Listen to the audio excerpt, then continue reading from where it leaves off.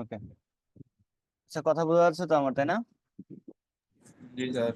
ওকে, screen দেখা যাচ্ছে? জি। ওকে, so আমরা কানেক্টরস করব। কানেক্টরস আর লিঙ্কার দুটার মধ্যে আগে একটু পার্থক্য দেখে নিব, তারপরে আমরা বাকি অংশ ক্লিয়ার মানে আগাই নিব আর কি। প্রথমে আসলে কানেক্টর জিনিসটা কি সেটা আমরা একটু দেখে নিই। কি লিখছে দেখো তো, যে সকল অ্যাডভার্বিয়াল কোনো বাক্যের শুরুতে বসে পূর্ববর্তী বাক্যের সাথে পরোক্ষভাবে কি করবে, সম্পর্ক স্থাপন করবে। কি বলছে, এটা কোথায় বসবে খেয়াল করে দেখো তো। শুরুতে। শুরুতে, তার মানে যে সকল অ্যাডভার্বিয়াল কোনো বাক্যের শুরুতে বসে পূর্ববর্তী বাক্যের সাথে পরোক্ষভাবে একটা কি করবে, সম্পর্ক তৈরি করবে। তার মানে আমাদের ধরো একটা সেন্টেন্স দেওয়া আছে, এখানে দুইটা সেন্টেন্স দেওয়া আছে, ঠিক আছে, এটা একটা সেন্টেন্স, এটা একটা সেন্টেন্স। এখানে তোমার একটা কানেক্টর বসাবো, তাই না? এখন জি স্যার। কানেক্টরটা কি হবে সেটা নির্ভর করবে কিসের উপরে। এই যে এখানে একটা সেন্টেন্স আছে, এখানে একটা সেন্টেন্স আছে, এই দুইটা সেন্টেন্সের মধ্যে কি রকম সম্পর্ক চলতেছে, এই সম্পর্কটার উপর ভিত্তি করে আমাদের কি হবে, কানেক্টরসটা হবে। মানে এখানে কোন কানেক্টরটা বসবে, কেমন। আমরা কিরকম সম্পর্ক হলে কি কি কানেক্টর বসে সেগুলো আমরা একটু পরেই দেখবো, বাট এই জিনিসটা মাথায় থাকবে। কানেক্টরসটা মূলত কিভাবে বসে, দুইটা লাইনের মধ্যে কি টাইপের সম্পর্ক বিদ্যমান আছে সেটা বোঝানোর জন্য। ওকে, এখন আসলে লিঙ্কার্স জিনিসটা কি। যে সকল অ্যাডভার্বিয়াল দুটি বাক্য, ভাই ভাই ভাই ভাই হ্যাঁ রাব্বি বলো, ভাই বলো হ্যালো রাব্বি, শুনতেছি, বলো। ভাই, আমি বিদায় নিলাম। ঠিক আছে, রেকর্ডিং টাইম ফাইল। যাবে এখন ভাই, টাইম যাবে ওকে, রেকর্ডিং দিয়ে দিব। ভাই, ওকে টাইম গেল ভাই। ওকে ওকে, আচ্ছা তো যেটা বলতেছিলাম, কি বলছে, দুটি বাক্য বা বাক্যাংশের মাঝখানে, কথাটা কি বুঝতে পারছো? লিঙ্কার্সটা মূলত কি, বাক্য বা বাক্যাংশের মাঝখানে বসে দুটি বাক্য বা বাক্যাংশের ভিতরে একটা প্রত্যক্ষ সম্পর্ক কি করবে, তৈরি করবে। দেখো, এটা কিন্তু পরোক্ষভাবে সম্পর্কটা তৈরি করে, আর এটা হলো প্রত্যক্ষ। আচ্ছা, পরোক্ষ আর প্রত্যক্ষ জিনিসটা কি? পরোক্ষ মানে হলো কি, অনুপস্থিতিতে, তার কোনো উপস্থিতি থাকবে না। আর প্রত্যক্ষ মানে কি, সরাসরি। যেমন যদি তুমি একটা সেন্টেন্সের মাঝখানে কিছু একটা বসাও, তার মানে কি এই দুইটার মাঝখানে তুমি বসাচ্ছ, তার মানে কি দুইটার মধ্যে কি একটা কানেকশন আছে না, সরাসরি। জি স্যার। কিন্তু তুমি যদি একটা লাইন শেষ আরেকটা লাইনের শুরুতে বসাও, তাহলে কি দুইটা লাইনের মধ্যে কি সরাসরি কোনো সম্পর্ক আছে নাকি? একটা ফুল স্টপ দিয়ে তো সেন্টেন্স শেষ করে দিয়েছি, তার মানে তো আমাদের সরাসরি কোনো সম্পর্ক এখানে বিদ্যমান নাই, তাই না? জি স্যার। যেহেতু সরাসরি কোনো সম্পর্ক বিদ্যমান বিদ্যমান নাই, তার মানে কানেক্টরসটা হবে আমাদের পরোক্ষভাবে, আর লিঙ্কার্সটা হবে প্রত্যক্ষভাবে। প্রত্যক্ষভাবে। ওকে, আমরা মূলত কানেক্টরস গুলা করে থাকি দুইটার যে কোনো একটা বসাই, মানে যেটা আমাদের খাপ খায় বা যেখানে বসে সেই সেই জায়গা অনুসারে যেটা বসাইলে সম্পর্কটা বিদ্যমান থাকে, সেই জায়গা অনুসারে আমরা কাজগুলো করে থাকি, কেমন। ওকে, সো এখানে কিছু এক্সাম্পল আছে, আমরা দেখি কি কি কি বসতে পারে এখানে। দেখো তো, করোনা ইজ দুইটা সবগুলা সেন্টেন্সে কিন্তু সেম সেন্টেন্স, বাট দেখো জায়গা অনুসারে তাদের পার্থক্যটা কি হইতেছে, মানে কানেক্টরসটাও আলাদা আলাদা হয়েছে। যেমন দেখো, corona is a life killing virus dash we should be more careful. যেহেতু এটা অনেক, এটা লাইফ কিলিং ভাইরাস, আমাদের এটা থেকে কি করতে হবে, কেয়ারফুল থাকতে হবে। সতর্কতা। তাই তার ফলাফল স্বরূপ আমরা একটা কথা বলতেছি না, তো তাই তাই সো অথবা দেয়ার ফর বসাইলেই চলে, হ্যাঁ বুঝা গেল। তারপর আসো, corona is a life killing virus dash. Sir, এটা কি কানেক্টর নাকি লিংকেজ? এটা দেখো আরেকটা লাইনের শুরুতে বসতেছে, হ্যাঁ। তার মানে এটা কি হবে, কানেক্টর হবে। দুইটা সেন্টেন্সের মাঝখানে যদি বসে, কোনো সেন্টেন্স শেষ হওয়া ছাড়া, যেমন দেখো এই যে এটা কি লিখছে, corona is a life killing virus dash we hope we can prevent it, but কিন্তু আমরা কি করি, আশা করতেছি যে আমরা এটা কি করতে পারবো, প্রিভেন্ট করতে পারবো। দেখো দুইটা সেন্টেন্স, এখানে কি সেন্টেন্স শেষ হয়ে গেছে? না। বাট আমরা বাট বসাই দিছি এখানে, তার মানে এটা আমাদের হয়ে গেছে linkers. Clear?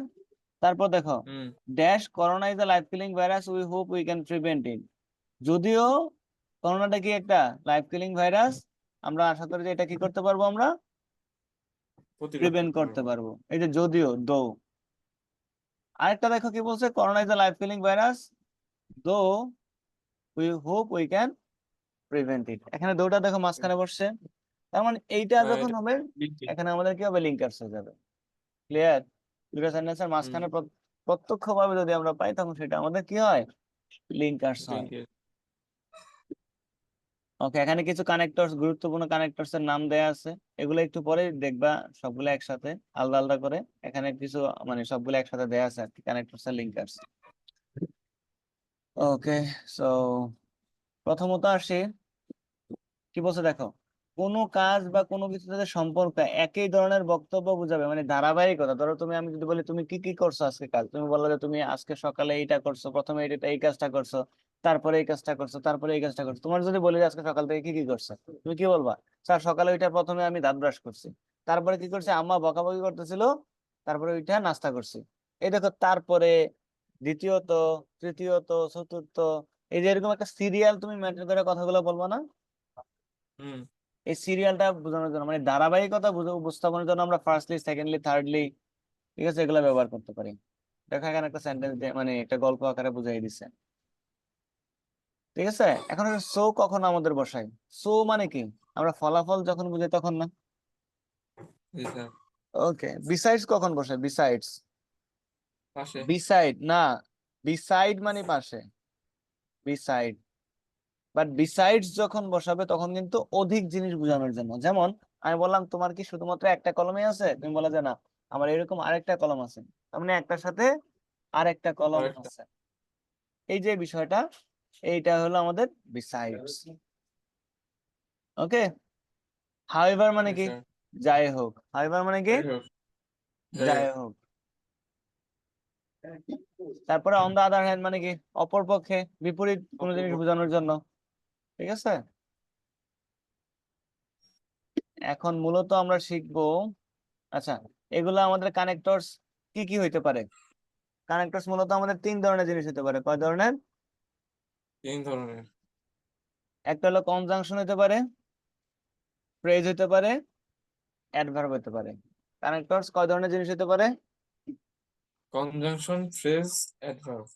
Conjunction, phrase, phrase, adverb, adverb. এই তিন ধরনের জিনিস আমার কি হতে পারে, কানেক্টর হতে পারে। এখন আসো, কোনো জিনিস যোগ করার জন্য আমরা যেটা ব্যবহার করি এটা কি হয়, যোগ করার জন্য আমাদের যেগুলো ব্যবহার হয় এগুলো হলো কোনো একটার সাথে আরেকটা যোগ করার জন্য। মানে ধরো একটা সেন্টেন্সের সাথে আরেকটা সেন্টেন্স যোগ করতেছো, সেটা করার জন্য এই কানেক্টরস গুলো ব্যবহার হবে। কি কি? And, also, moreover, furthermore, then, after that, again, besides, additionally, in addition. বুঝতে পারছো? হুম। এগুলো হলো আমার যোগ করার জন্য ব্যবহার হবে। তারপর হচ্ছে বিপরীতার্থক, যদি একটার সাথে আরেকটা সম্পর্ক কি হয়, বিপরীতার্থক হয়, বিপরীত। বিপরীত হয়, তাহলে আমরা কি ব্যবহার করতে পারি, আমাদের এইটা খুব কমন, আমরা ব্যবহার করি, তাই না? হ্যাঁ। এই দেখো, on the other hmm. Hand, এটাও আমরা ব্যবহার করি, ইনস্টিড, এটাও আমরা ব্যবহার করি, দো ব্যবহার করি, তাই না? এগুলো আমাদের কমন না সব? Yes, কিছু sir. কমন কমন ওয়ার্ড মনে রাখো। ওকে, ফলাফল, ফলাফল মানে কি, একটা কাজ করছো, তার ফলাফলে এই জিনিসটা হয়েছে। তাহলে আমরা বিদ্যমান কি আছে। সো ব্যবহার করতে পারি, দেয়ারফর ব্যবহার করতে পারি, অ্যাজ আ রেজাল্ট ব্যবহার করতে পারি, যে কোনো একটা ব্যবহার করো, উত্তর হয়ে যাবে। ওকে, তারপর আসো, জোর দেওয়ার জন্য। কি বলতেছে? জোর দেওয়ার জন্য। জোর। এখন জোর দেওয়ানোটা কি, তুমি একটা কথা বলছো, ওই কথার উপর পরিপ্রেক্ষিতে তুমি কি করতেছো, পরের কথাটা একটু জোর দিয়ে বলছো, না তোমাকে এটা করতেই হবে, এটা সত্যি কথা যে, বুঝছো? তো জি স্যার। এই যে আমরা বলি না, প্রকৃতপক্ষে, হ্যাঁ actually, sir. In fact, truly, that is Y, এই কারণে, এই যে জিনিসগুলো দেখো, এই কারণে তোমাকে কাজটা করতেই হবে, আমরা এরকম কথা বলি না? হুম। তো এটা কি, জোর জোর মানে এই কথাটার মধ্যে কি একটা জোর থাকে না? জি স্যার। ওকে, তারপর আসো ধারাবাহিকতা। ধারাবাহিকতা মানে কি, ওই যে বলছিলাম, প্রথমেই বলছিলাম যে একটা কাজের পর আরেকটা কাজ তুমি করতেছো, তখন তুমি কিভাবে সেন্টেন্স গুলো করবা? এটাকে তুমি ফার্স্ট ব্যবহার করতে পারো, সেকেন্ড ব্যবহার করতে পারো, থার্ড ব্যবহার করতে পারো, অথবা ফার্স্টলি ব্যবহার করতে পারো, সেকেন্ডলি ব্যবহার করতে পারো, থার্ডলি ব্যবহার করতে পারো, অথবা এট দ্য বিগিনিং ব্যবহার করতে পারো, মানে কি শুরুতে। বুঝতে পারছো?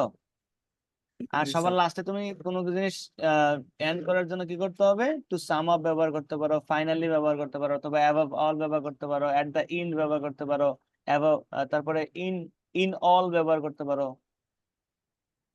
ঠিক আছে? বা এট লাস্ট ব্যবহার করতে পারো, এট লাস্ট। কেমন? বুঝা গেল? ক্লিয়ার? হুম এরপর আসো উদাহরণ। আমরা তো উদাহরণ দিই, ধরো একটা কথা বলতেছি, তারপর বললাম যে এগুলা তার উদাহরণ, এগুলা সম্পর্কে আমরা বলবো, এই লাইনটা সম্পর্কে বলবো, উদাহরণ দিব। ঠিক আছে? উদাহরণ দেওয়ার জন্য তুমি কি কি আনো? দেখো তো, এটা তোমার খুবই পরিচিত না? ফর এক্সাম্পল হুম দিয়ে দাও। ওকে, এখন আসে শর্ত বোঝাতে। শর্ত মানে কি? ইফ। আমরা তো জানি শর্ত মানে কি? ইফ।